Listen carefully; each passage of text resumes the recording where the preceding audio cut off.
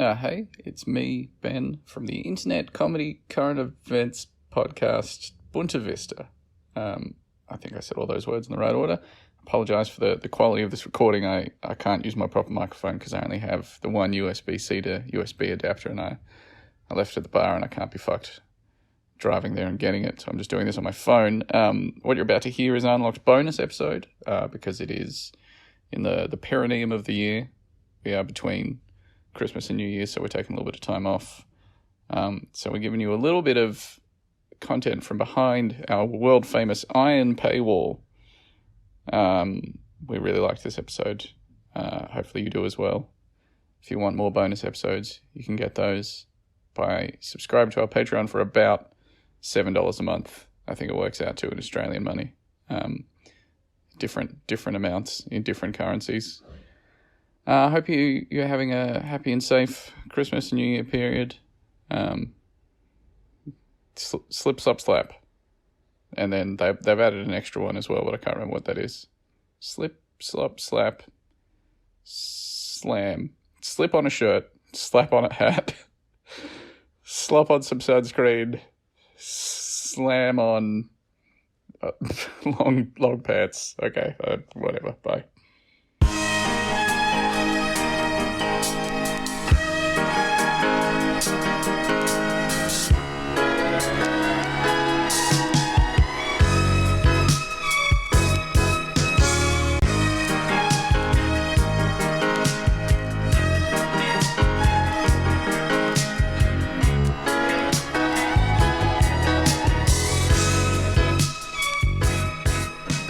Welcome to Bunta Vista. This is a bonus episode. My name is Andrew, and I'm here at the first annual Bunta Vista Bikini Competition. First up, a handsome boy, an overwhelming favourite to win the competition, wearing a white mesh Wicked Weasel brand bikini and exuding a raw sexual energy so strong that the local government has issued a warning. I am, of course, talking about me. Take a good look, everybody. Delicious. Next up, wearing a black t-shirt that's been cut into a midriff that says, I believe, accompanied by a silhouette of Bigfoot, and a pair of extra-large Mambo board shorts that have been adopted with scissors into a crude and ill-advised thong, it's Ben. How do you like your chances today, Ben? Now, look, I'm going to be very honest with you. I kind of spaced out for a little bit there because I went to Google Wicked Weasel to see if this was a real brand. And I'm going to be honest, the Google image results, I'm shocked that they made it through Safe Search. Yeah, they're saucy bikinis. There's a lot of nips in there. I am leaving nothing to the imagination here. That's a transparent bikini for sure.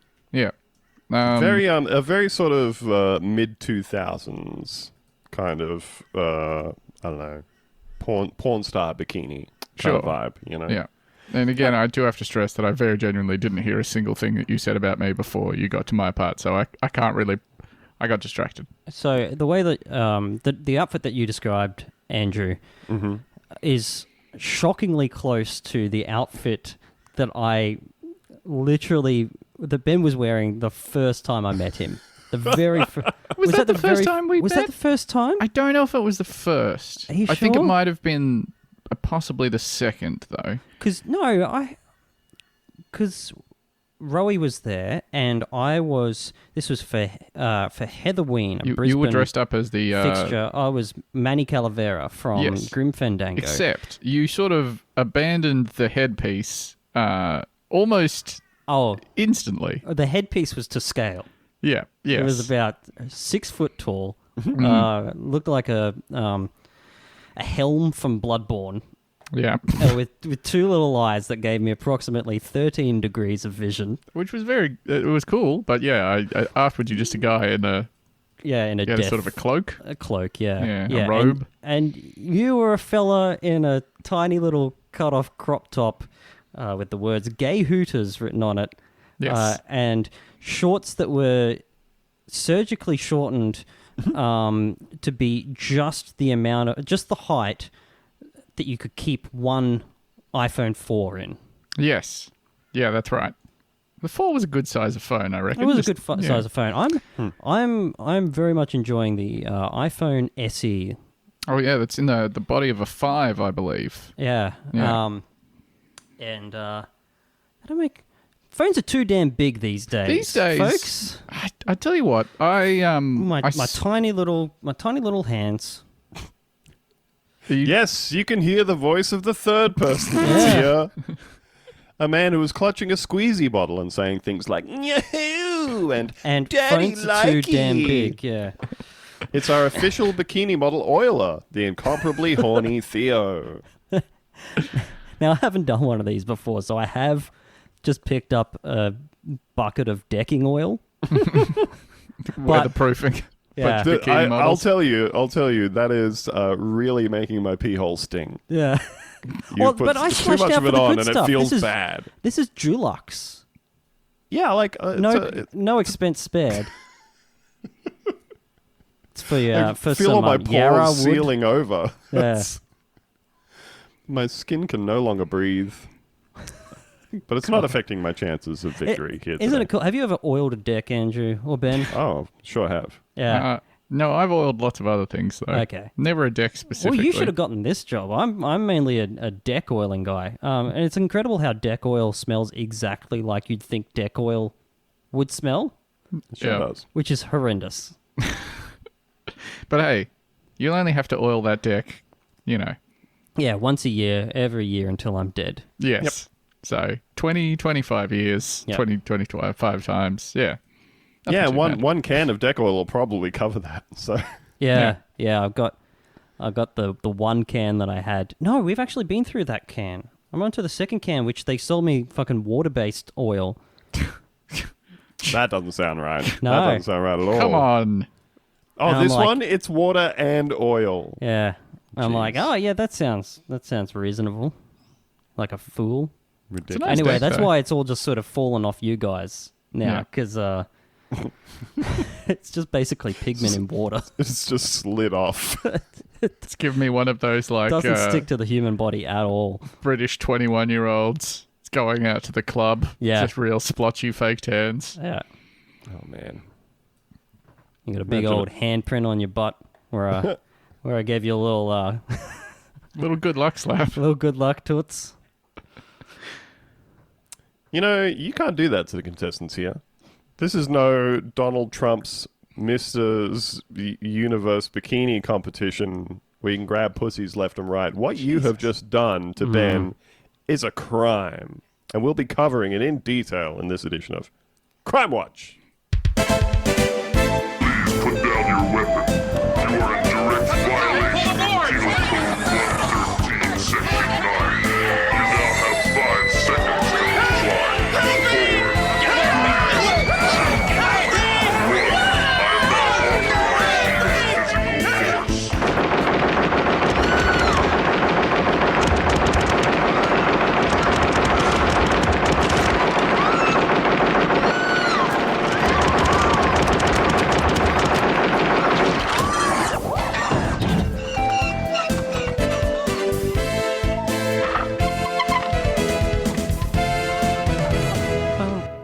That, of course, is the sound of what happens when you commit a crime. That is true. Yeah. Doesn't matter the crime. This is the future that If I remember rules we want? correctly, nah. if I recall correctly, the C in Max Laverne's acrostic poem that he read out on the show in the last episode that we did was Crime Watch theme genuinely upsetting. This is a story from WVLA News in Louisiana. Now, just before we get into this, I think this story, even though, it's from real life, this isn't a work of fiction, but it's employing a sort of a narrative technique where you create intrigue by putting in the implication of past events, but not specifying what those events are. Oh, I love those articles. So strap in for this. Embattled Louisiana nursing home owner Bob Dean accidentally shoots thumb off.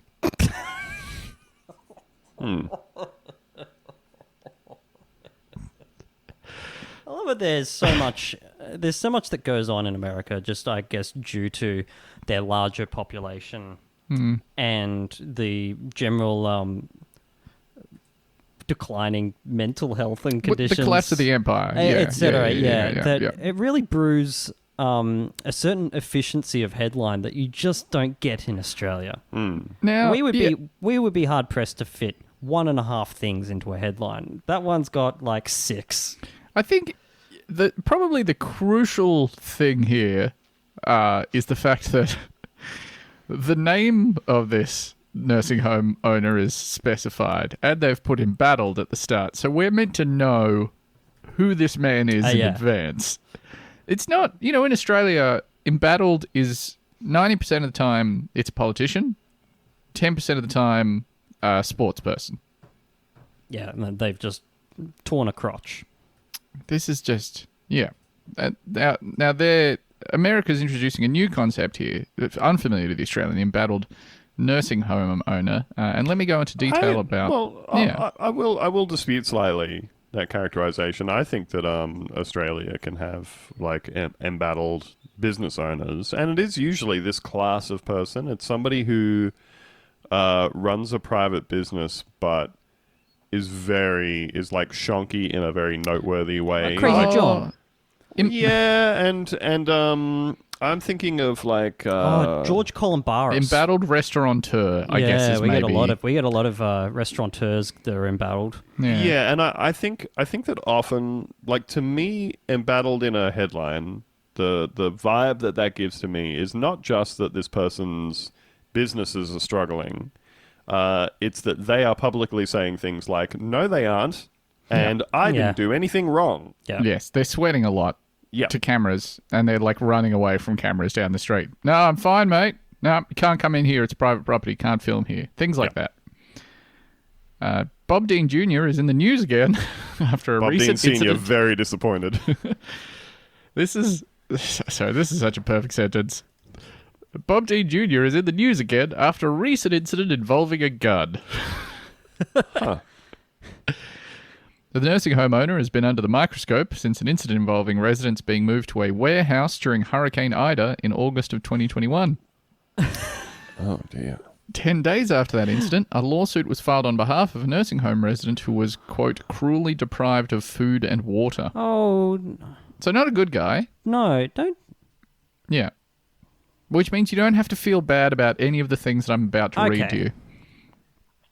Fast forward to March 3rd, and an officer with the Thomaston Police Department was called to a report of a person being shot in the hand. The officer arrived at Southern Ford of Thomaston around 6:20 p.m. and spoke with a salesman who had been in contact with the shooting victim. The shooting victim in this case was Bob Dean Jr.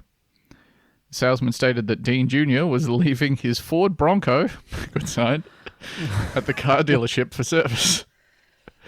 Prior to leaving the SUV at the dealership, Dean Jr. took items from that vehicle and moved them to another one. According to the affidavit, quote, Mr. Dean removed several guns from his Ford Bronco that he was leaving for a service to a Dodge Ram work truck that he was picking up from service. During the process of moving guns to the Dodge Ram, the salesman was shown a .357 revolver by Mr. Dean. The salesman said that Mr. Dean began to, quote, play with the weapon and the weapon discharged. Now, this next sentence that I'm about to read to you is verbatim as it is written in the news story. Mr. Dean shot his thumb clean off his hand. Pew! Blow. We've talked about this before with another news story of someone in America shooting something clean off their body. Once you're defining that it's clean off, that's a serious, Yeah. Yeah. Although, that's an injury incompatible with being attached to your Yes, that's body. right. I wonder if that's the right term, though, because taking something clean off, that kind of gives to me the vibe of, say an ancient samurai cut your hand off with or one of the guys finely from Raw honed Steel. Yeah, with his finely honed katana. Yeah. That's I clean think- off. and I think you would have a great chance of having it surgically reattached. Yeah, they would, clean they off would be is like, like ooh, perfect, Metal Gear matches right up. Revengeance, and the X-ray vision kind of comes across, and your perfect slash, slicing your head like 45 degrees off, and then someone can just pick that up and kind of super glue around the brain, the skull, and straight on, and you're good to go. But Well, nothing about the .357 Magnum gives me the impression No. of surgical disattachment. You're suggesting that he shot his thumb unclean off his hand? Yeah, I'm with Andrew on this I one. think he did his thumb dirty. Yeah. I picture it like clean off to me is when somebody cuts off somebody else's head, but at first it doesn't look like anything's happened. And Yeah, they maybe, stand yeah. there, they take a pause, but suddenly a line appears across Yeah, their neck and it absolutely. slowly starts to slide off their Yeah, body. they take one step forwards, their body moves forwards, their Yeah. head stays in the same place and kind of just teeters backwards off their body. And then an 8-foot high jet of blood shoots straight up. Maybe you're like the vampire elder Victor in the movie Underworld, and Kate Beckinsale has just sort of gone past you with a sword. Wow. Yeah. Yeah, you stand there for a little bit and then slides off. Yeah. But Yeah. I don't see that happening with a thumb No. and a 357. You don't No. think this man was at a car dealership twirling his gun, and he was looking at a car salesman? He's like, you like what you see. And then the gun goes off, and then they both stand there perfectly still. And then They're 4 both thinking seconds to later- themselves, we've both really and literally dodged a bullet here. His thumb just slides off. Slides off his body. Little jet of blood. Very small jet of blood shoots out. Yeah. Now, of course, the 357 Magnum, famous for being the gun Bud Dwyer used. Oh, we're 2 for 2 of episodes where Bud Dwyer has come up. Yeah. And I don't mean that to be a thing. It's just in my thoughts pretty much every single day.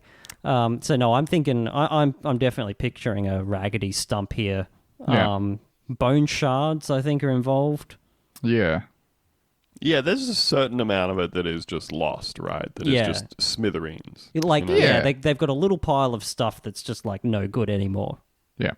And if he does get that thumb reattached, it's going to be shorter than it was before, certainly.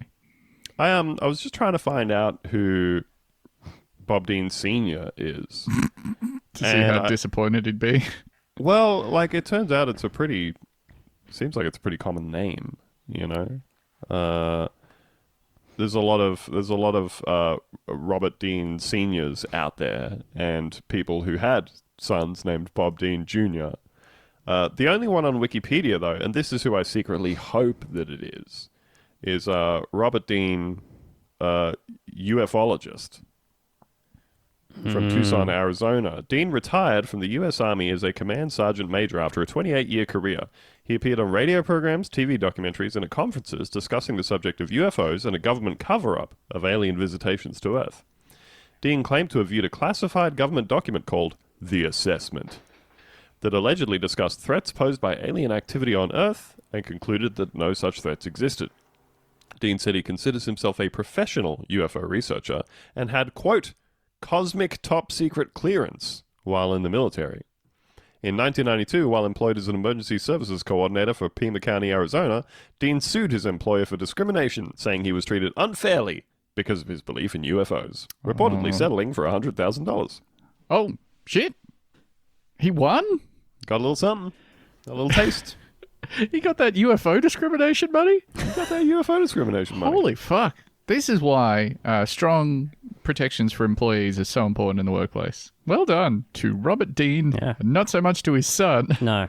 If Bob it is Dean his Jr.. son, I'm choosing to imagine that this is his son. Yeah, he moved away from Arizona to Louisiana because of the controversy. I always think that if you're like 60 years old, which I assume this guy is, and you can't be called junior. Yeah. Anyway, you that's a lose that. fucked up thing for you to be called. Yeah. You should be... once you become a man, once you've had your bar mitzvah, you lose the junior. Yeah. You're just Bob Dean. Dean Jr. left the weapon in the Dodge Ram and fled the scene with his wife in a Mercedes. Nice little bit of colour there. Oh shit, they can't find out who blew my finger off. Deputies subsequently performed a welfare check at Mr. Dean's residence. According to the affidavit, Miss Dean, quote, was visibly upset but stated she was concerned about Mr. Dean and him bleeding uncontrollably. An argument ensued between Mr. and Mrs. Dean. Law enforcement I was don't asked- don't think you yeah, what should do you have reckon blown that your was thumb about? off. I think I should have. That's an old argument. They've been having it for ages. When are you going to do the dishes? The Second Amendment does protect your right to try and do like cool gun tricks from a Western Yeah. To shoot a whole bunch of times at the ground and see if you rise up into the air like Yosemite Sam. It's basic physics. Yep. I don't see how it couldn't work. Hand me those guns.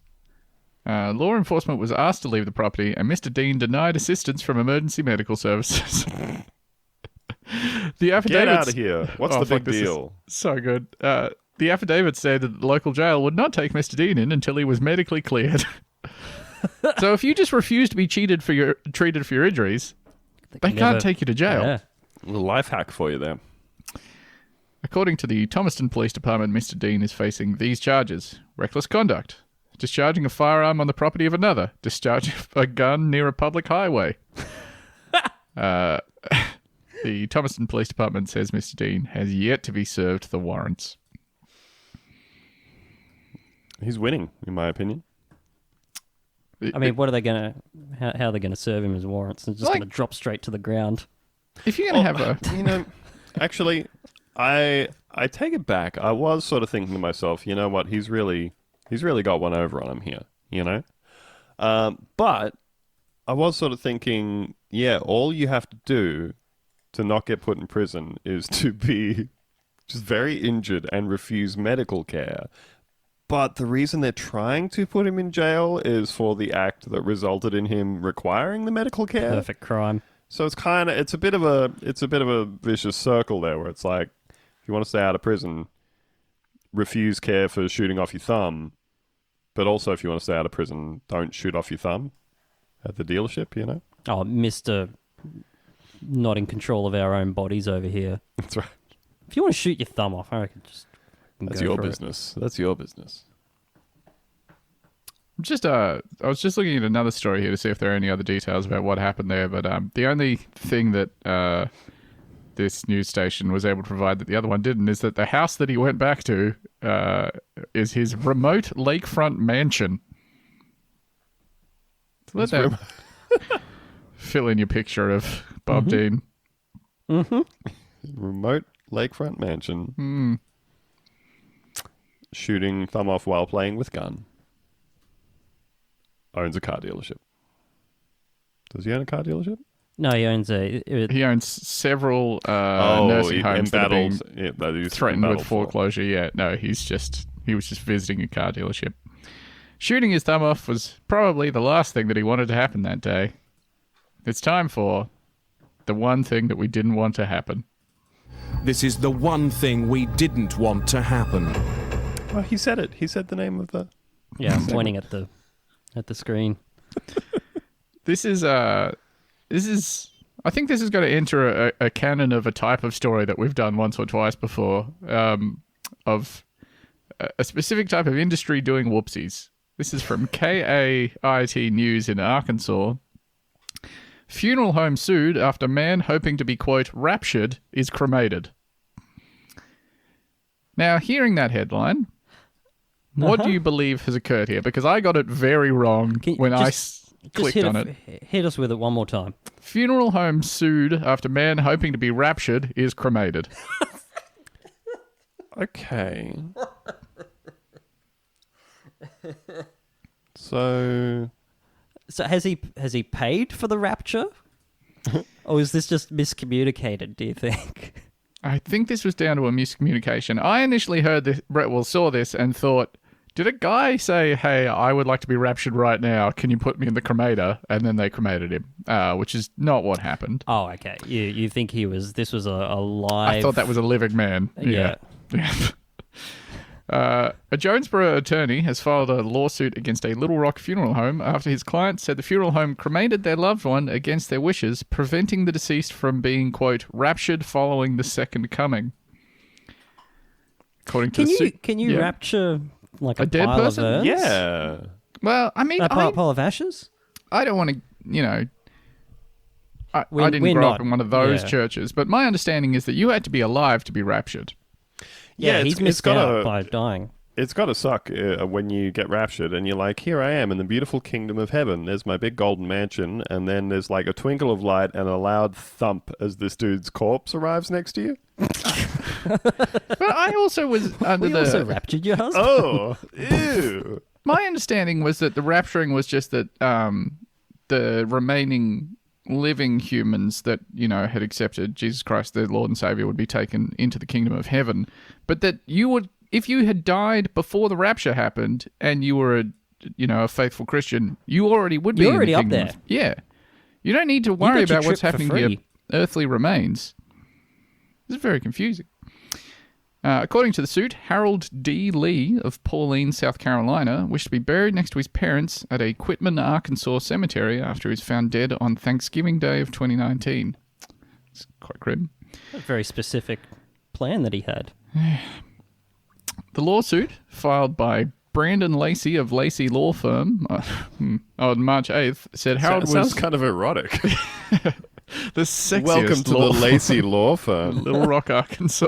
We're all wearing Wicked Weasel bikinis under our pantsuits. Why do you know about Wicked Weasel bikinis? Just an old guy who's been horny for a long time, I guess. Yeah, you have, champ.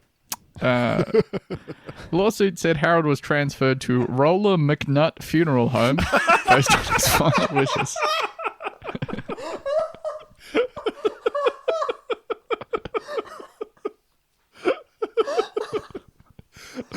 Just woke up Finn.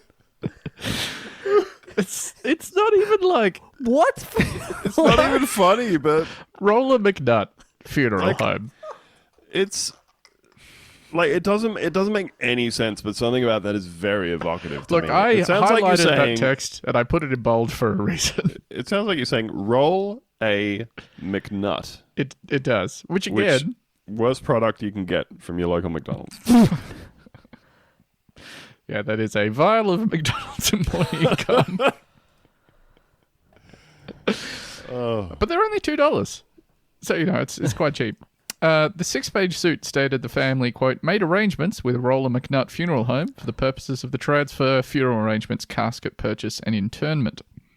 Being extremely religious, the suit stated Harold, quote, stickily desired not to be cremated as he believed his body would be raptured following the second coming. He stickily desired it because he spilled his McNut on the way to I really... I guess that quote needs to be read out by someone with a Arkansas accent for stickily desired to really hit. I Goddamn. say, Harold stickily desired not to be cremated. I'm picturing the space chicken lawyer from Futurama at this point. Can, Yeah, can I mean you be- he's pretty clearly based on Foghorn Leghorn anyway. I guess that's true. He's doing the Foghorn Leghorn voice. What? He believed his body would be raptured following the second coming. If you're raptured, is that no clip, or does he have to be pulled through think it the has to casket? I think you Bust clip out of the straight ground. through everything. You clip straight through everything. I mean, it's... No, I'm it's- thinking he fires out of there like a cannonball through the side of a ship. It's your I think eternal it's- soul that's going to your eternal rest. Oh, okay. However, you will recall that in many popular depictions of rapturing, people clip straight through their own clothes and leave them behind. That is true. Much like in the Oh, of movie course. Left Behind. Yeah, and I guess some, they have them floating upwards into heaven and stuff. But I have a different understanding of the rapture to this man, I guess, is what I'm saying. Everybody getting raptured, and there's just wicked weasel bikinis raining down from the sky all around us. This is not paid placement for Wicked Weasel or for the iPhone SE or for any other products. I don't even know if they still make them. Apparently They do. Apparently, it's an Australian company. Oh, that's nice. However, the funeral home notified the family on December 10th, 2019 that they, quote, accidentally cremated the body. Whoopsies. Whoopsie. We did a tiny oopsie. We tripped down some stairs. The car got flopped open. The body went flying into an incinerator. The foot sort of hooked the door, closing it shut behind it, and the vibration turned the machine on, and the body was cremated. Shame. A lot of steps in that accident. Yeah. Well, that's why it doesn't happen that often. It's very rare, but you think But how most many... of the time, the body lands in the burner there and doesn't close immediately. And it's just Yep, they just brush the ashes off. yeah, gonna want to pop that boy out of there and back in the coffin. The suit stated that the plaintiff, Eunice Lee, Harold's wife, was violently shaking in shock when she learned of the mistake. And that's obviously, again, as with all of the funeral whoopsies that we have talked about, this is probably very traumatizing. Yeah, I was going to say, look, semantics aside about whether or not you need to be clothed or alive to be raptured. Wicked weaseled or no, yeah. Yep, that's frankly none of our business. When they say you can't take it with you, then Yeah. wicked. Can't take your wicked weasel with you when you go. That's none you of get our one business. at the door. Yeah, they get you to change out of your black one and put a white one on when you get to heaven. Give you the wings, the halo, a little white wicked weasel bikini. Come on in. Oh, Grandma.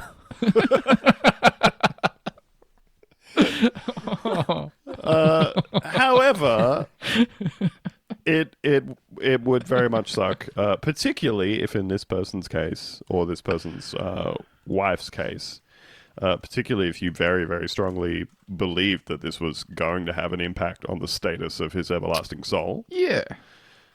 Although, look, let's go back to the semantics for a second, because that's what I'm all about. You did start this did exact start by argument with respecting- putting I did- semantics behind. Yeah. Leave the semantics behind, like your wicked weasel when you get raptured. But I am going back to the semantics for a second to say, if you have been like a devout Christian for your whole life and you die, that's your one-way ticket to heaven, right? Why does he need to, like, Yeah. where do you, when you get raptured, you're going to heaven. That's You're going to deal. the same heaven, yes. So what, does he want a second rapturing? Does he want two of him up there? I don't think that would work. I think Does he think he's not going to heaven on the first run? He needs he to should get... already be in heaven at this point. I think so. I think he should be looking down on this and going, I messed that one up. Yeah. I Yeah. messed that one up. I was focused on the Yeah. wrong part. I'm here now. Yeah, they're making a big kerfuffle down there. Yeah, the rapturing part, that's really not going to be relevant to me now that I'm residing in my big golden house on the golden streets of heaven. That's what you picture heaven to be? I think it's what a lot of people picture heaven to be. Yeah. That's what I pictured it to be like as a kid. I specifically remember being like under the age of 10 and picturing heaven as a Toys R Us where I could have any of the toys I wanted. Oh, that does sound good, actually. That's You're getting that,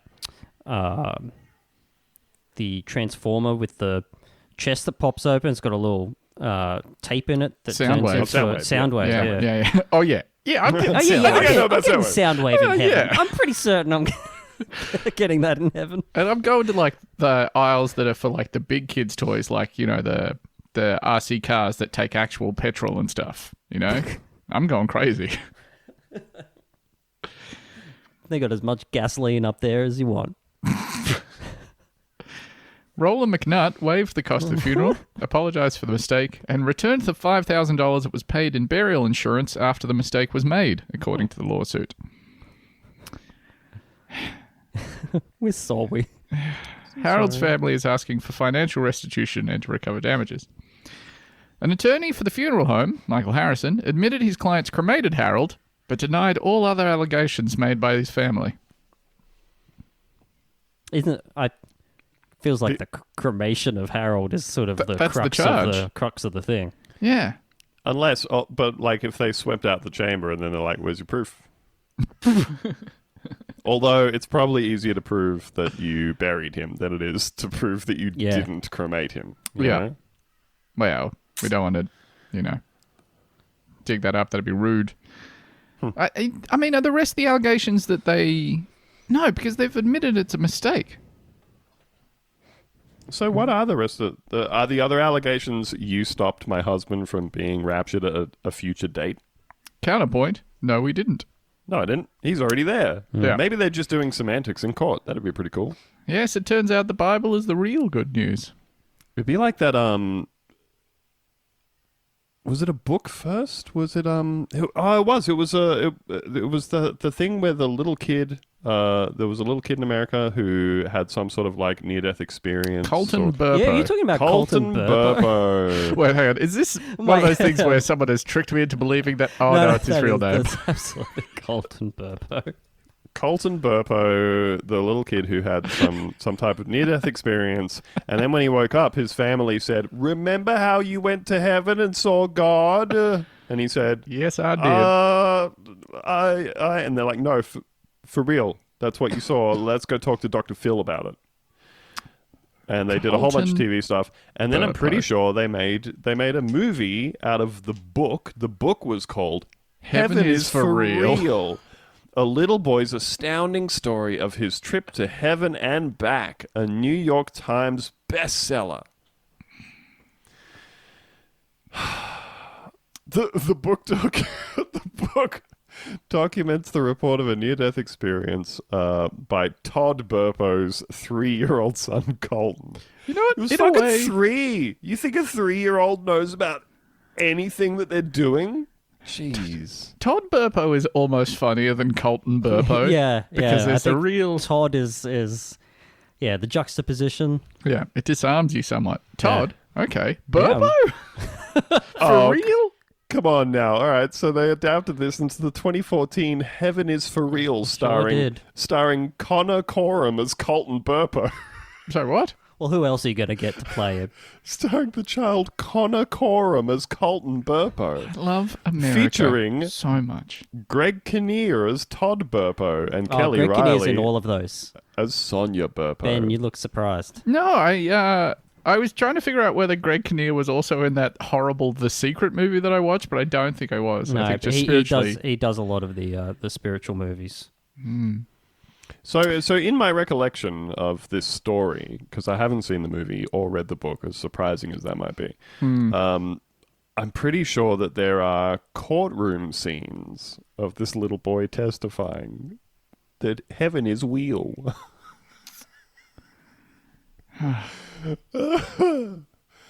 Hey, now Colton Burpo. That's a great American name. It's time, of course, for the Great American Hall of Name. It's the Great American Hall of Name. This is a list taken from the Texas Rodeo Cowboy Hall of Fame. Now, Theo, you're laughing already, and for good reason. Prepare yourselves for this. I'm going to start off slowly. This is nice and gentle, nothing too crazy. Gotta ease me into it like a bath. Yeah, it's sort of like a American Hall of Name training kit. Start with a really small one and then get bigger and bigger until, Like stretching out your... Yes. Okay. Yes. Weldon Burgoon. So you starting me with the normal one, you say? Yeah. That's right. Supposed to feel like this?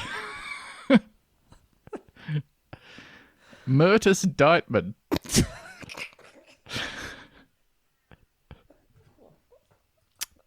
Myrtus? Myrtis. Myrtus. Myrtus. Deitman, of course, Dightman. That's just about as silly as one of my favorite movies, Dead Heat, which stars a cop who becomes a detective named Roger Mortis, but his name was like a joke on purpose. This is this man's real name. Huh. Quail Dobbs.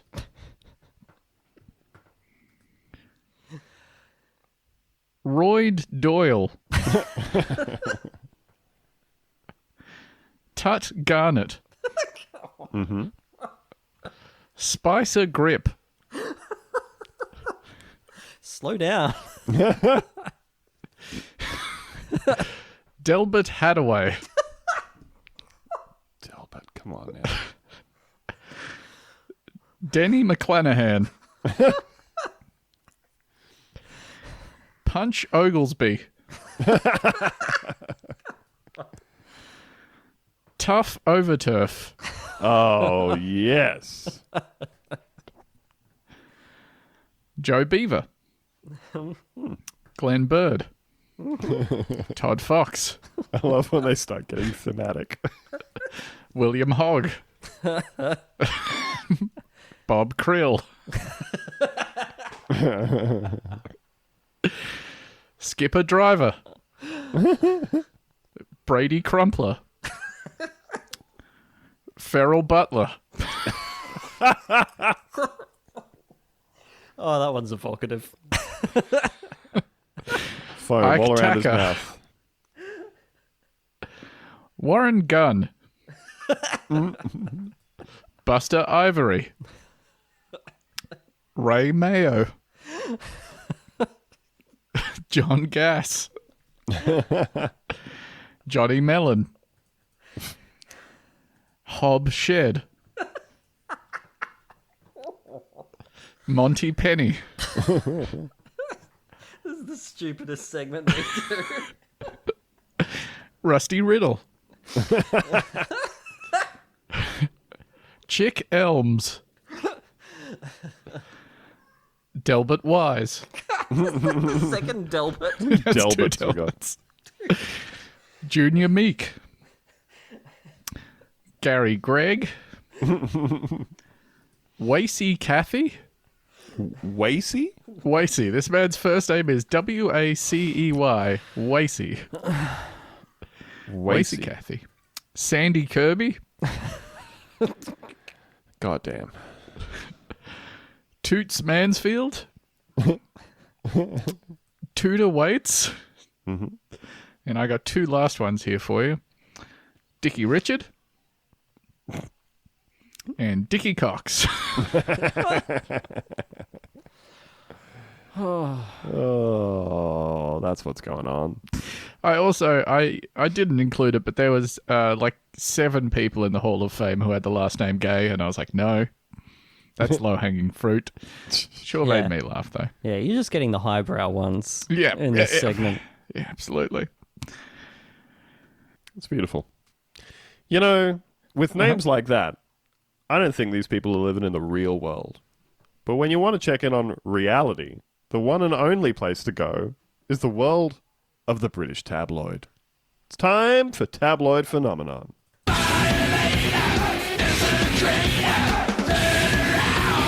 Fist-headed man destroys church. I love the real world of Britain. Yep. Whole bunch of people keeping it real. Like this person from Yorkshire Live. Screaming woman kicked off Jet 2 flight was on way to Turkey for £3,000 teeth. How's she going to carry them? They're going to charge so much for that on Yeah. the flight back. Can't get that on Stepping your on the check-in. scale. Yeah. Trying to fit him into that little frame they give you for the bag. The aggressive Yorkshire woman who has been banned from flying on Jet 2 after screaming in cabin crew's faces was on her way to get £3,000 veneers. Shocking footage shows Catherine Bush pacing up and down the flight from Manchester to Antalya in Turkey on Monday. The mother of one from Cleckheaton... Get the fuck out of here. Had been saving to get 20 zirconium veneers, a friend told Mail Online, and added she was, quote, excited, end quote, about the trip. Yeah, I've She can- highlighted a friend there. I feel like grassing on your mate. It's not a great friend. Yeah, but how much do they pay him? Yeah, it's true. That's true. How many times a day you reckon that Manchester to Antalya flight is running? I think it's a thrice daily service, that one. Yeah. Truly one of my favorite things about Brexit was all of the people who were like, wait a minute, what do you mean I cannot constantly travel back and forth from like Spain all the time where I live because I hate Britain? Yeah. That was good stuff. However, she didn't make it to Turkey after she turned violent on a flight over crying babies, and she also tried to open a door mid-flight. Have you seen any Yeah. movies, lady? Yeah. I love when this is not the only story I saw from the last week or so of someone trying to open a door mid-flight either. Like, I think people go, it's kind of like space madness, but it's on a plane. Plane madness, I guess. I think that they're just in the pursuit of truth. Well, like, You don't have to trust like everything that the government tells you. That's true. You know, you go around your life just going like, oh, that door leads to the outside of the plane. Have we checked? Yeah. Have you checked personally, Ben? I never have. You know what? I think sometimes that of that saying, when you ban someone from opening the door on a plane, you're not only you're telling them that they're afraid of what would happen if you.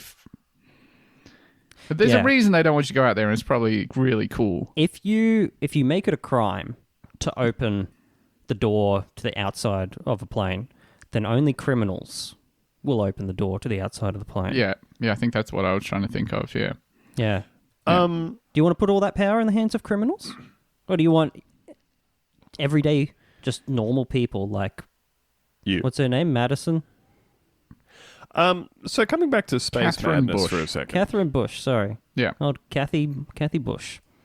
Coming back to space madness for just a moment. So, Ben, what in your estimation, as a person who has read many hard science fiction books and watched numerous films about space travel, what do you think it is about space travel that prompts space madness to show itself? Isolation. Fear of the outside. An innate sense of the awareness of how far away you are from home and how inaccessible it is. And also, it's probably demons or something as well sometimes. Maybe a bit of like cosmic radiation. Yeah, like the sun, for some reason, for unclear reasons.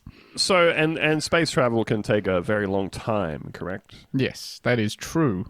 So you may well be trapped in your capsule for months, perhaps even years, depending on where you're going.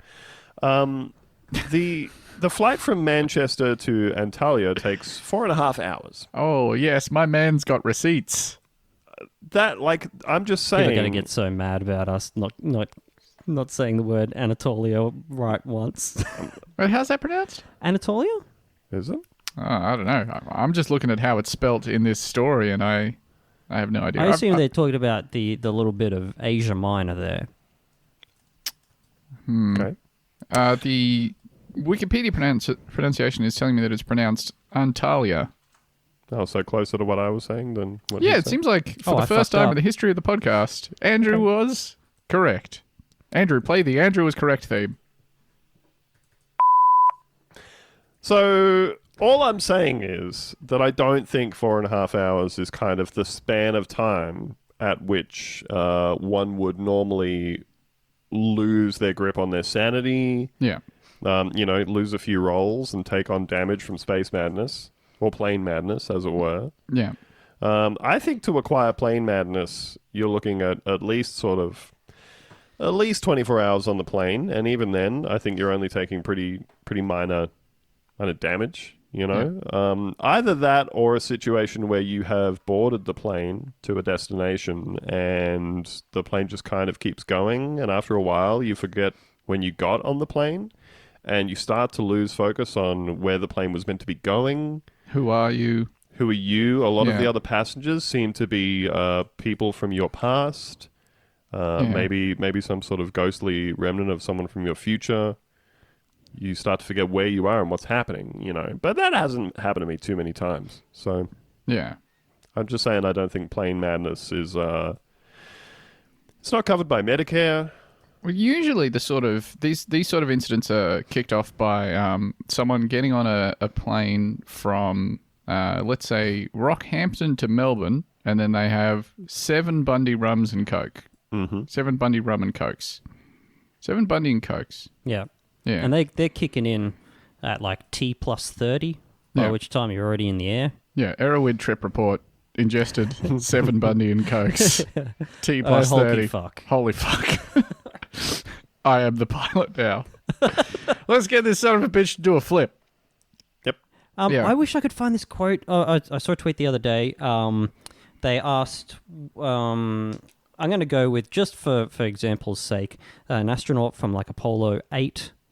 What was it like up there, etc. And he's like, it's beyond our ken to describe this stuff. We're here to do the mission, etc., unable to find the words, right? Should have sent a poet. And then they asked this guy from like Apollo 13, what was it like up there? And he's like, yeah, it was really neat. Just Very cool. Just immune to space madness, like, oh, They this do is tops. Yeah, people do seem to talk about like people who've gone up on the space station and stuff like that. All seem to talk about how like being able to see most of the Earth at one time really fucks with your head a bit. Really gives you the whole kind of pretty small out here, aren't we? Kind of vibe. Yeah, except for the one guy that's like, this is cool. I've got the quote here, Theo. Oh, thank you. As the Gemini and Apollo astronaut Michael Collins once put it. So Michael Collins, of course, is the guy who stayed in the lander. who did not go to the moon. Yeah, stayed in orbit around the moon.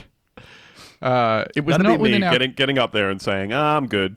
I'm fine. You guys go on ahead. I'm fine here. I want to finish this chapter of my book. Then I got to do some laundry. Why don't you guys just... 20 pages left. Plus, I really got a shit. It was not within our ken to share emotions or to utter extraneous information. Asked what it was like to go to the moon, Apollo 12's Pete Conrad replied, super, really enjoyed it. That to me is just a extremely guy. boss. That's The great moon, stuff. pretty neat. Oh, you gotta go. Top 10 places I've been, honestly. Oh, man. Asking Michael Collins, you haven't been to the moon? Oh, you simply must. You'd love it there. Oh, you got to get up there. Did Michael Collins end up going on the moon eventually? Or did he was he moon cucked for the rest of his life? Yeah, it feels like you got to send Michael Collins to the moon, right? Like you gotta throw him a Let's have a freebie. look. Went around. Yeah, you get absolutely wild frequent flyer points from going to the moon once, you know? Yeah, no, I don't think he went on the moon. Oh. Yeah, there's just like him. There's Buzz Aldrin. Neil Armstrong. I'm gonna go with. Yeah. Is that right? Yeah. Yeah. At a party. Oh, so what?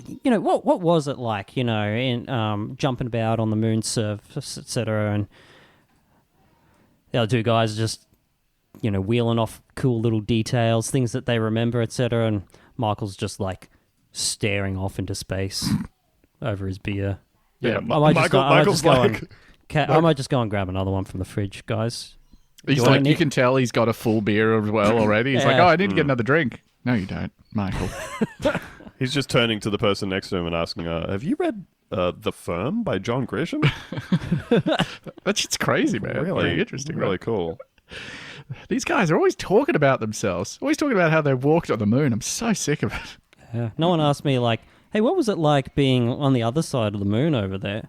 Like, I mean, pretty much the same as being on this side of the moon. Yeah, I'd have to say. it's very Yeah. similar. It's but very darker. similar, but No one ever walks up to me and says, "Hey, Michael Collins, what was it like being the second person to orbit the moon alone?" was he not the first? He was because not the Apollo first. 9 went around the moon. Is that right? I don't know. I've already closed the Wikipedia. Okay, fair enough. You Damn, trying that's to- crazy. What are we Yeah. doing? What's the... I think Oh, we got we- up we to were talking opening about a door ladies' mid-flight. plane Yeah. madness. Tried to open the door mid-flight. Witnesses also claim she reportedly slapped other passengers on board the flight during her aggressive outbursts. Plane madness. Due to Catherine's foul-mouthed rants, the flight diverted to Vienna so she could be kicked off the flight. That's got to be just... It's such a pointed thing to be like, we are landing the plane in Yeah. Austria. In Austria. You. You're Because of Austria's you. problem now.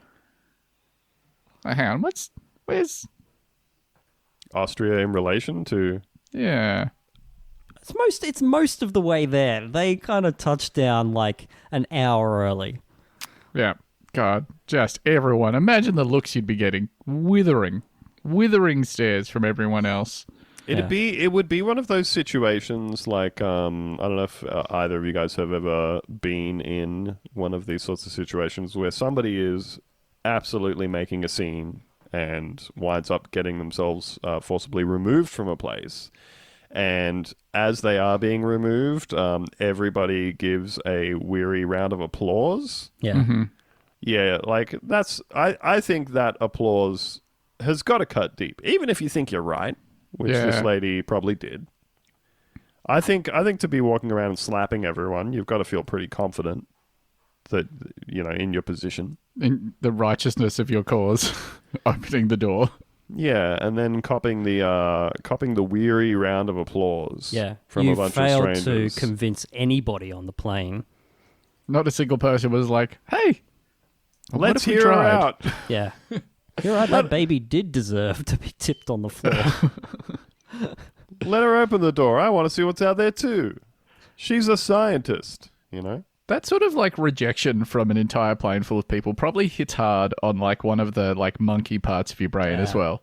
Like imagine if your entire troop of monkeys that you lived in just suddenly was like, "Hey, we all want you to fuck off." Yeah, they all started keeping the bananas to themselves. Yeah. Nobody offered you a single cigarette. They've formed a grooming circle and left no space for you in there whatsoever. Everybody's sort of ignoring you as you say, "Guys, nobody told me there was a grooming circle. Hey, Jerry, you want to scooch just a little?" Jerry's not even looking up. He's not looking up. Yeah. Pretending like he's really busy trying to find one particular... Like, he's acting hyper-focused, but you know he has good hearing. He can hear you. You know, Jerry's ignoring you. Yep. Monkey Bridget? version of Catherine. Bridget, you want me to get those bugs? Bridget's saying nothing. Clive. It's gotta hurt. It's gotta hurt. No one? No one. I guess I can get the ones that are on my stomach, but I'm gonna have trouble reaching the ones on my back. If anyone's maybe free later. Crickets. Be awful. The friend, you know, don't know about friend. The friend told Mail Online, "I was with Catherine in the pub at the weekend. She told me she was excited about going to Turkey. She said she had scraped together £3,000 from her savings for cosmetic surgery on her teeth. She was going to have them whitened." £3,000 to have your fucking teeth whitened? But I don't think that's... But this thing I don't said think that adequately... Yeah, she's getting 20 gems on the front. zirconium veneers. Yeah, Yeah. no, this friend didn't get the full story, I don't think. She didn't get the skinny. Clearly, like, as we said, not a real friend. No, Yeah. not Fake friend. listening. Already, like... Catherine's talking. She's already like got her phone out, starting the email to the Daily Mail. Like, Doesn't even know what? she's There you about go, to commit a 3,000, crime. Yeah, white, it's white, whatever. Oh, I'm just looking at some photos of clearly British people who've got zirconium veneers. Oh, and they're people getting dental implants in Turkey. There you go. Yeah. So is Greece like the is Greece what sort of like Thailand is to Australians for surgery, you know, for cosmetic stuff? All right. So I'm just Is that a yes? trying to capture the angle we're going here. Yeah. Okay. So, Turkey is to England as Thailand is to Australia. When it comes to traveling overseas Yeah, to to get some Greece. cosmetic surgery. Yeah, to get a massive, heaving pair of bazooms, Yep. why not visit beautiful Turkey? Yeah. I was doing some reading recently about like people doing the surgical tourism kind of stuff, and how, you know, obviously there's plenty of people who go and get cosmetic surgery done and it's fine, or like dental surgery done and it's fine, and it's very significantly cheaper than it is to do it in Australia.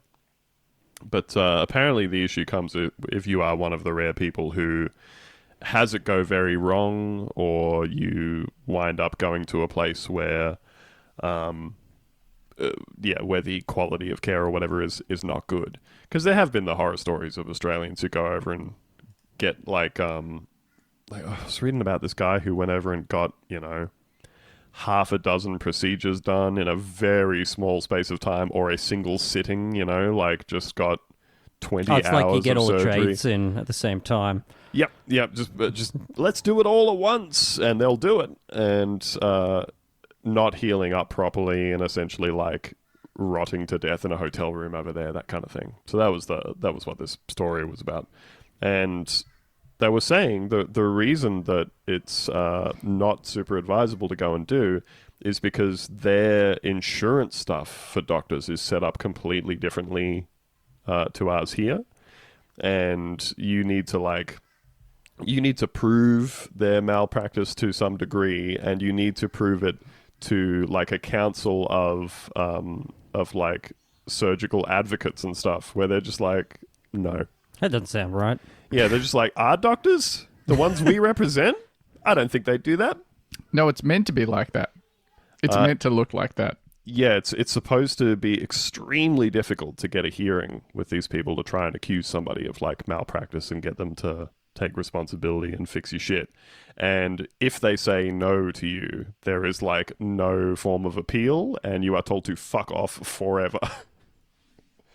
So, think about it before you get your huge chompers put in overseas.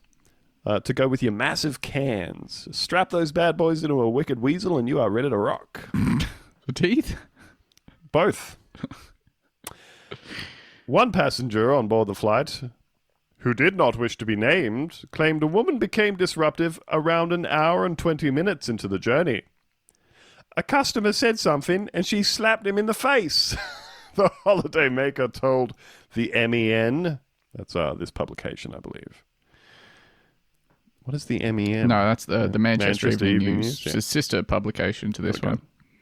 Then a man got her... Oh, sorry, I'm back to quoting here. Then a man got up to try and calm the situation before taking her to the back of the plane. Catherine's, quote, extremely disruptive behaviour has led to her being banned from Jet2 flights for life, as well as being slapped with a huge £5,000 fine. I don't think they literally slapped her. She spent £2,000 more than she intended to, and she doesn't even have her 20 zirconium veneers. Oh, great. I got to dip into my chomper fund to pay for this. My advice, when you, so this is just like one of my handy travel tips I'm always getting, because I'm a bit of I love travel, you know. Just get on the plane and then just sit down and shut the fuck up until the flight is over and then get off. And it's like so easy. You get to, it's like one of the few times in your life that you get to just sit there. Yeah. And you can't do anything. You got to just like watch some TV. Yeah. That's when you watch the new Transformers movie. Uh-huh. Maybe you watch, there might be a new Marvel movie where you wouldn't take time out of your week if you were on ground. In your terrestrial time, you'd be like, I'm not fucking watching Captain Marvel. Yeah. And then you go, oh, because that's the one with a woman. Okay. I think it's the last one I watched on a plane. Which was the one with Florence Pugh in it? That would be Black Widow. Black Widow, okay. Haven't seen it. It's a pretty cruel irony that the ones that have been headed by a female lead actress have absolutely been the worst ones. Oh, they're all bad. But that's when you watch them. You go, oh, fuck. I may as well try and keep up with pop culture these days, and I may as well watch a shit move on the plane. Because, I mean, like, what else are you going to do? You read? Read one of those have, like, airport books? 6 Feet Under, Series 3, Episode 7 on there for some reason. They have 2 episodes of the McAuliffe program. That's awesome. Gotta watch those. I have another piece of advice for flying. If you see me on the plane, leave me alone. I just want to sit quietly. Yeah. Don't slap me. Okay. Yeah. I don't think I'm not going to try and calm someone down on the plane either. Like, you know, if they're going to hurt someone, sure, maybe I'd intervene. But if they're just on a tirade, I'm not going to be like, ma'am, I need you to breathe. Miss, your chakras are so out of alignment. I was talking to my wife the other day about just like sometimes there are situations where a thing happens in front of you and you have to get involved and, you know, help somebody or render first aid to them or whatever. And I was remembering a time that I was, when I lived in Melbourne, I think I was going to get lunch with my brother or something, and we were walking down the street, and a gentleman who had all these stereotypical appearances of someone who did a lot of drugs, sort of came running past us and ran out across the street, but without looking at all as to whether there was any traffic coming. You know, just ran out between 2 parked cars on the side of the road directly into the street in the CBD and was immediately clocked by a car going at a decent clip in front of us. And immediately, like, 3 or 4 people who were the closest went over to him and got him onto the footpath. Like, he wasn't like fatally injured or anything like that. He was having a bad time. But so these people grabbed him and they immediately started first aiding him and calling an ambulance and stuff like that. And I went, well, that's it for me. I'm off. Because while it's very good to help and render assistance to somebody when you can, I think that there is a critical mass of helpful people. Yeah. At which point, introducing more people is not actually helping. Yeah. I think if you have a situation like that where there is like a passenger getting nutty, and if 15 people all stand up and go, "Oi!" Start screaming, "Calm down." "Oi, hey! Hey, love, calm down, all right? Hey. It's not that bad. Love, it's just a plane, isn't it? It's just a plane. You know what's outside the door. It's the sky. It's nothing out there. It's boring. Don't worry about it." It's no gremlins, you know? There are some situations where it's just like, if I were to try and render help at this point, I think I would actually be only making it worse. And that's our advice for the week, is judiciously choose when your help would be life-saving and when it would be annoying. Yeah. Because you don't want to annoy anybody during It's what's fine to already ignore people in distress. Yeah. Yep. Wait. That's right. Huh? Well, that's it, folks. Be cool, otherwise you're going to lose all your teeth money. That's right. Do you reckon if you got $3,000 zirconium veneers put in, and then you got raptured, do you think the teeth are going with you? I mean, if it's a body rapture, they're coming with you. What about Like like a soul rapture? Okay, how about this? Although... Let's say you have let's say you lost a leg below the knee at some point and you had a prosthetic leg. Do you think you get raptured with the prosthetic leg, or do you think you go to heaven and are rendered whole once again?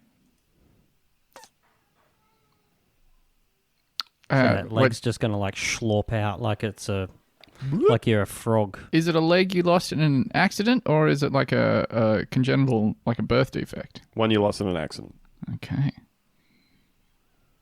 Because I think your answer to this is also going to determine what happens to the veneers. I think that it follows Matrix rules, where your appearance in the That's afterlife... how you see yourself. Yeah, your residual self-image. That's right, yes. See, that would say to me that you don't bring the veneers with you, but your teeth just take on the appearance of the veneers that you wanted them to have. Yeah, I think that'd probably be how it works. Okay. Have we ever spoken about how like one of the characters in the character Switch in the first Matrix movie was meant to essentially be a trans character? Well, so they were going to have different genders in and out of the Matrix. Is that right? Yes, which is where the name Switch came from, that they sort of realised that, but then they didn't end up putting that in. It's just a little interesting concept there. I watched a new Disney movie with the kids yesterday because my daughter has the novel coronavirus. My other daughter. Not so novel anymore, if you ask me. No, it's getting fucking old. The other one had it a couple of weeks ago, and now the younger one has it. It's just every day we get messages from the school saying the following classes have had multiple children test positive for coronavirus, which is fucking cool. So anyway, we watched Jungle Cruise. Gonna need you to hit that timer there, Andrew. Andrew loves to watch a million movies, but nobody else really gives a fuck. He's got 15 seconds to describe the movie, otherwise he's just shit out of luck. 5, 4, 3, 2, 1. Let's go. Jungle Cruise is another Disney movie that's an adaptation of a ride, just like Pirates of the Caribbean. It stars the world's most asexual beefcake movie star, The Rock, and Emily Blunt in the Amazon. Really good theme. I don't really feel like I've got a handle on the plot from... Maybe that's it, I suppose. think you have to go on the ride at Disneyland. I have to go on the ride. Well, you won't get this if you haven't been on the ride yet. the plot is actually very similar to Pirates of the Caribbean, in that there's like the ghost pirates who've been cursed and everything. This has like conquistadors who've been cursed. Very very similar stuff. Anyway, there is a point in the movie. This is what you were saying about the Matrix made me think of this, Ben. You know how there has been the recent controversy around Disney movies and how Disney as a company has been paying donations to all of the right-wing politicians who are backing Florida's Don't Say Gay bill. Either of you aware of this? Yeah, I mean, I've seen this about 400,000 times, and I've not let any of the details sort of filter down into the kind of the more core parts of my consciousness, because it's just going to depress me, I think, if I... Yeah. Very it. much. So Florida's basically trying to introduce a bill that's the equivalent of like the Russian stuff, where they're like, you're not allowed to acknowledge to young people that gays exist because that might make them want to be gay. And Disney donates a bunch of money to all of the lawmakers who are supporting this and trying to put it through. A bunch of their fans and employees have been like, hey, cut that out. Disney's response was to say, we love... the gay community. You all can tell, ticket-holding gays. all ticket-holding gays, we love you. You can tell by the empowering tales of the LGBTQ community that we tell. That's our support for the gay communities, the stories that we tell. And at that point, people from Pixar came out and said, Disney has very forcefully made us scrub everything remotely queer from our movies that we have put in over the years. And one of the examples that gets cited, much like, there's a bunch of examples that get cited of queer content in Disney things, and one of them was from this fucking movie Jungle Cruise I was watching with my kids yesterday. A British stand-up comedian Jack Whitehall plays Emily Blunt? Is that her? Emily Blunt's brother, and he's like an effeminate, fancy city boy. And there's a point where he is talking to Dwayne Johnson's riverboat captain character, and they're talking about how back in London, he was ostracized by his friends and family and stuff because of who he loves. And he said, I would get ostracized because he sort of gets asked, do you have a girlfriend back home? And he says, oh, well, I got ostracized by my family because my affections lie elsewhere. And The Rock goes, oh, well, to elsewhere. And they toast to that. That's the gay representation in the movie. Yeah. I think, for me, that line should have been to sucking cocks. And a little clink of the glasses. The thing that I was struck by, right, is that like even in that situation where they never explicitly say, oh well, the thing is that I like guys. Yeah. And I am homosexual. I am a homosexual, and it is World War I era England, and people don't like that. Yeah. They don't say that. They refer to it very obliquely. They don't actually acknowledge anyone as being gay. And the language that they do use is the extremely, lib... it's about who you love because of who I love. Yeah. And that it just kind of strikes me getting rimmed or whatever. Yeah, that really sort of... that really, neoliberal support for same-sex marriage that is always framed as, love is love. It's about who, you don't control who you love.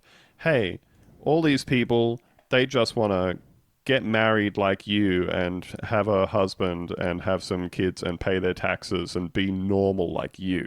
That's the real overwhelming tone of it. And then immediately afterwards being like, I just think the Mardi Gras parade's a little much. It's you're thinking maybe tone it down. Doesn't have to be so rude. Yeah, you call them inclusive, but you're not allowed cops there? Yeah. Did you see that Mardi Gras this year had corporate boxes? Of course it fucking does. I'm sure it has before now, but geez, although...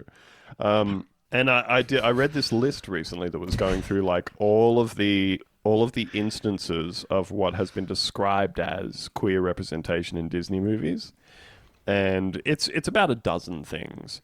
And I would say a third of the list were characters that an actor or director on promotional on a promotional tour for the movie says, "Oh yeah, that character's queer." Yeah, he's gay, man. J.K. Rowling inclusivity. Yeah, it's the thing where like after the fact they sort of say, "Oh, this person says I have to go home and see my partner," and then during the press tour, someone says, "Yes, that character is gay." It's like cool. Not that you would possibly be able to tell from watching the movie or anything, but I don't reckon that we should have left corporations in charge of our livelihoods, all culture? art, culture, Yeah. our ability to kind of survive, like medicine, food. I just personally, I think we fucked up on that one. oh, and you got a better idea? Yeah, pull out a 357 Magnum. Oh, My Theo brought a idea packed is lunch. Smart. My idea is to immediately try to open the door on the plane. You know? That's right. That's the solution. Open the door on the plane. Ideally. All your problems will seem insignificant if you open the door, step outside. We need to open the door on the plane that is the world. Yeah, That Yeah. is so true. that's so true. That's the Bermuda Triangle. Is the plane door of the world. Open that bad boy up. Crack it open, let it breathe, you know? Letting it breathe. Let So it important. breathe. Imagine, though, if, like, opening the door of the plane that is the world was actually opening, like, a big door on the crust of the Earth, exposing the hollow Earth inside. Yeah, You know? that'd be cool. Would be cool. A little scary, but pretty cool. Only one way to find out. Let's send that guy down who didn't get to go to the moon. Michael Collins, Let's reporting let for him, duty. Let's let him have first crack at the hollow Earth. That's Sending what I Michael think. Collins into the hollow earth. Hey, buddy, you heard this one. You're up. You have something to talk about at parties. Yeah, he's dead. He Oh, died. just imagine him. Died last year. Oh, all right, Peter Michael Collins. Kind of a bummer. Plus, this is what he looks like. This is, of course, an audio medium. Yeah, I'm just posting it. But Oh, okay. Close your eyes and That's an old man. picture it if you can. It's a dour old man. Picture really, an old guy. really Clint Eastwood grade oldness there. Yeah. All right, so I guess we're not sending him. We'll find someone. I mean, we Michael are. Collins We kind of Jr.. sent him. We kind of sent him a little way towards 6 the foot of the hollow. way there. Jeez. Put Michael Collins down that hole that the Soviets drilled in Wait a Siberia. minute. The Siberian Hell Sounds hole. Off you go, buddy. Let him go. All right, he was the second astronaut to orbit the moon alone, and he was the first astronaut to have his corpse dropped down the giant borehole that went to hell.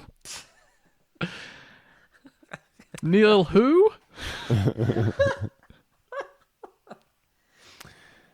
Well, that's it for us, folks. Thank you very much for joining us. Do not forget to go to shop.buntavista.com and see if you would like to buy a t-shirt. You know? Yeah, and if you don't want to, close that tab, type in Wicked Weasel, Yeah. let's have a browse. Type in Kola Superdeep Borehole. Yeah. See And what don't sort of- look at the, like... But look for, like, a URL that looks like they've not done a lot of fact-checking. Yeah. Yeah. Ideal. Because then you get the cool version of the story. See you next time, everybody. Bye.